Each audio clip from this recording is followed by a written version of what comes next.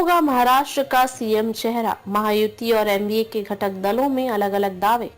महाराष्ट्र में विधानसभा चुनाव के नतीजों का साथ ही इस बात का भी बेसब्री से इंतजार किया जा रहा है कि राज्य की कमान किस पार्टी के नेता के हाथ में आएगी। महाराष्ट्र में महायुति और महाविकास आघाड़ी में सीएम का चेहरा कौन होगा, यह सवाल बना हुआ है।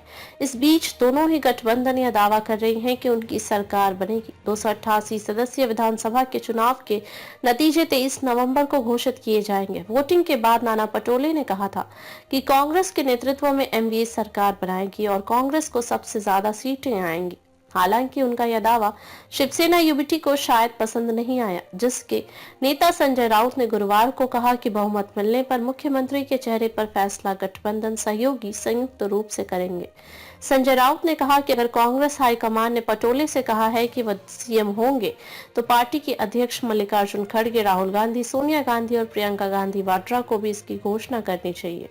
महायुति के घटक दलों में सीएम फेस पर टकरार। दूसरी तरफ महायुति ने भी दावा किया है कि उसकी सरकार बनेगी। ज्यादातर एग्जिट पोल में महायुति की सरकार बनने के संकेत दिए हैं, तो कुछ ने एनडीए की सरकार बनने का अनुमान जताया है। महायुति में शिवसेना विधायक और प्रवक्ता संजय शिरसाट ने कहा कि चुनाव मुख्यमंत्री एकनाथ शिंदे के चेहरे पर लड़ा गया है। मतदाताओं ने वोटिंग के जरिए शिंदे को अपनी पसंद बताया है। मुझे लगता है कि शिंदे अगले सीएम के लिए सही हैं और हमें उम्मीद है कि वही अगले सीएम होंगे। एनसीपी होंगी किंग मेकर। बीजेपी नेता प्रवीण दरेकर ने डिप्टी सीएम देवेंद्र फडणवीस के नाम की दावेदारी पेश की और कहा कि अगर कोई व्यक्ति बीजेपी से सीएम होता तो वह देवेंद्र फडणवीस होंगे।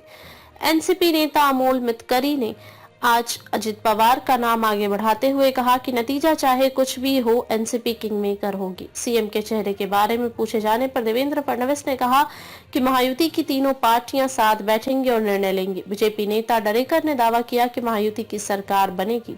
उन्होंने साथ ही दावा किया कि विपक्षी गठबंधन आंतरिक मतभेद से परेशान है।